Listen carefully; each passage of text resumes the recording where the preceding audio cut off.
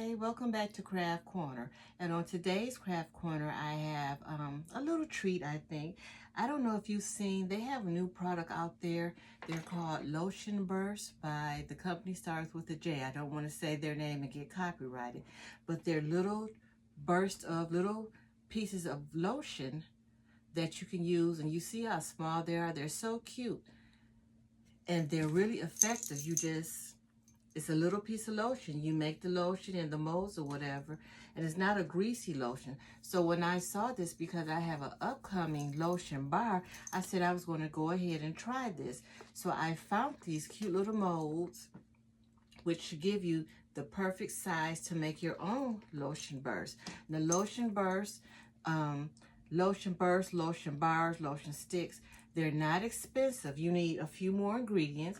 You need the wax, the butter. So I'm choosing shea butter. I have mango butter. You can use soy butter. You need beeswax. You're going to need almond oil or jojoba oil, grapeseed oil. You need your fragrance, and to make it like what they're actually out there producing now, I got a little mica that I had with it. So we're going to go ahead and make these. These are a great little idea. Once I saw that commercial, I thought I can make those myself. I know how to make lotion bars. I'll just make the recipe smaller, get the molds, and go ahead and do that. So what you need to do, you need to begin by start weighing out your items. This is another thing that you can microwave. This is that little bowl that they sell at the Dollar Tree to reheat the food. So you can do this. Just pour the butters, the oil, and the beeswax in. You will melt that down, stir it up. Then after it's stirred and melted, that's when you come back and you add your fragrance oil and your mica. For these, because these are going to be per size little lotion things, my fragrance today is cherry almond. It smells really nice, and I thought this would be a great fragrance to use for these lotion bursts. So let's get into it. I need, let's see, an ounce and a quarter of beeswax. So I've used this before. I don't know how much I have left. 1.3. So it's a little bit over of what I need for the beeswax. And you do need the beeswax. The beeswax helps set up the shea butter. The shea butter on its own will give you that creamy consistency, the shea or the mango. But you need the beeswax anytime you're making something like this that you need like the mold-like shape. You need the beeswax to help harden it. You don't want too much beeswax where you're trying to get something out and you can't get it out and it's too stiff. So it's a fine line. Whenever beeswax is involved, just make sure that you do and use the proper amount of beeswax that they're asking for, because beeswax really does make a difference. So I'm going to pour a little bit more out, and then I think I'll be ready to pour my beeswax in.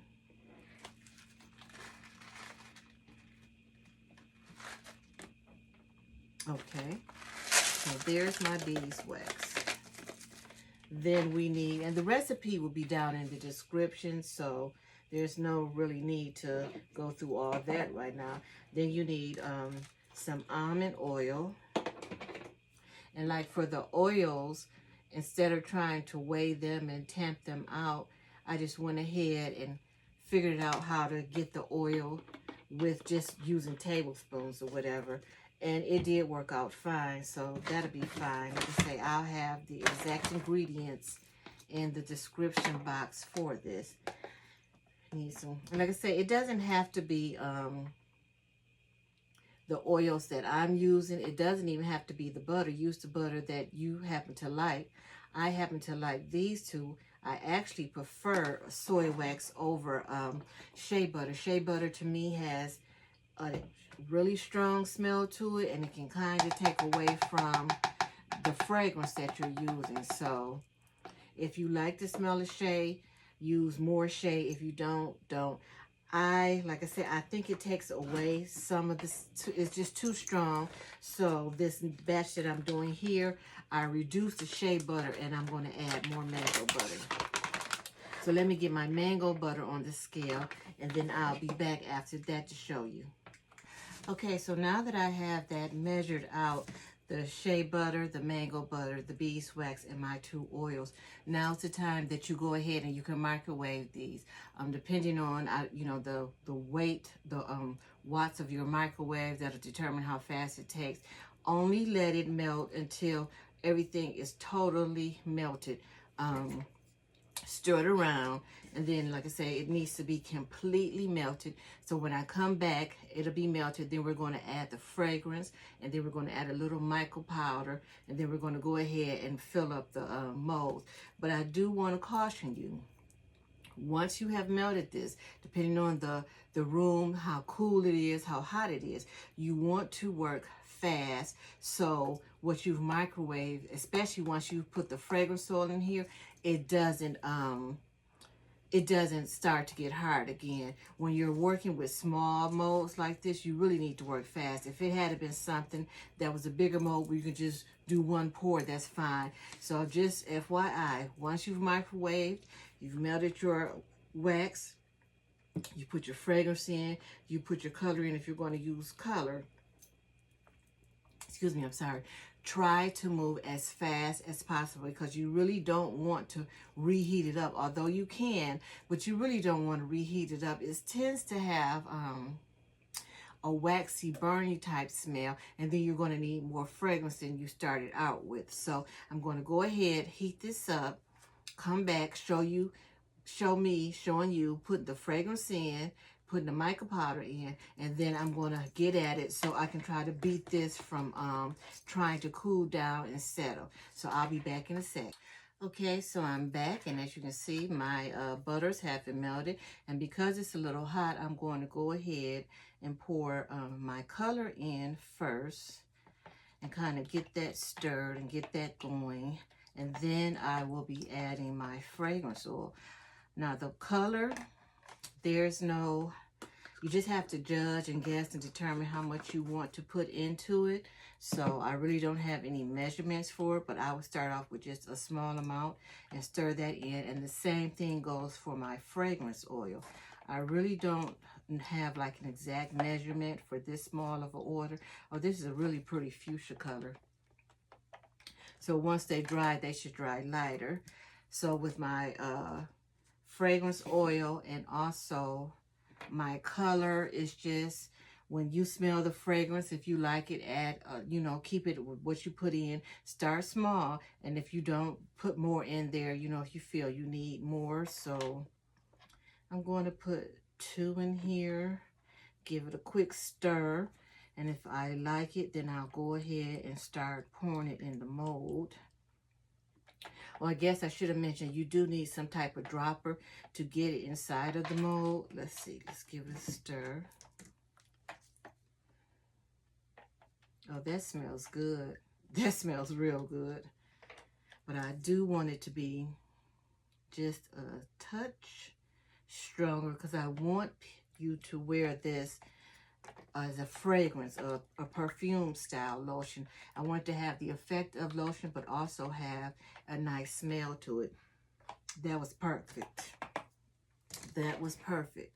So as I had mentioned, that once you get your fragrance and stuff in there, you need to move quickly. So I will start filling up my molds as fast as possible, trying to beat this from drying out. Now the recipe that I will have in there, like I said, depending on what size your mold is, I don't know, this may be 40, no, let me see. Okay, so this is 50 little hearts. 50 little hearts. And from my first batch, I do know that it can cover the whole first mold and almost a little over half, between half and 3/4 of the second mold. So you get quite a bit of these little hearts lotions bursts going. So what I'm going to do, because like I say, I need to move extremely fast, and I don't want to do this and talk at the same time. And you can always just keep stirring to keep the mica powder going. So I'm going to come back after I filled all the molds and then tell you what's next. So see you back in a minute. Okay, so now I have set those off the side. They need to take, I would say, depending on the size of your mold, give it a couple of hours. But even after they've dried, what I like to do is go ahead and set them out on something and just let them air dry for another 24 hours. So that's just personally what I like to do, just to let them dry outside of the mold to make sure that they are thoroughly 100% dry. So once they are dry, these have sat out for 24 hours. You have this beautiful little lotion burst. And like I say, when you use it, you'll notice that your skin is not greasy. It's a nice, smooth texture. It absorbs into your skin really good. It's going to have whatever fragrance that you chose, so make sure you choose a good fragrance. And I came up with the idea. I have the worst luck with Temu or whatever. So when I was making these, I ordered this. I did not think it was going to be this small, but however, it is what it is. And what I did was fill them in this little container, which I still think is cute. You probably can fit about, well, it depends on if you get this type of size mold and you have this size jar, maybe about 6 or 7 in here, but it's still a cute idea. If you get a bigger container, you can fit more in there quite naturally. But I just thought that this is just such a cute little idea that you can make it yourself once you see it out there on the market. Like I said, they're called Lotion Burst, and they're just the cutest things, and it doesn't take that much time, and it doesn't take that many ingredients. So I hope you have enjoyed this, making your lotion burst to help you keep your skin dry this summer and all winter long. Once you learn the recipe, you have the ingredients, you can make these things over and over again. You can make any type of for parties or handouts or anything. So I just think it's a good idea. And I just wanted to touch on one thing, just in case people aren't familiar with mica.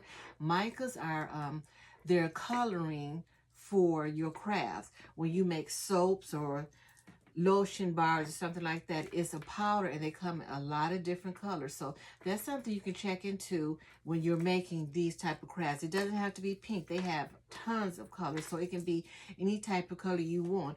You can make these in bigger molds. It's just suited to what you specifically need. I specifically wanted little lotion bursts, little small things per size, and that's what I thought this would be the perfect craft for.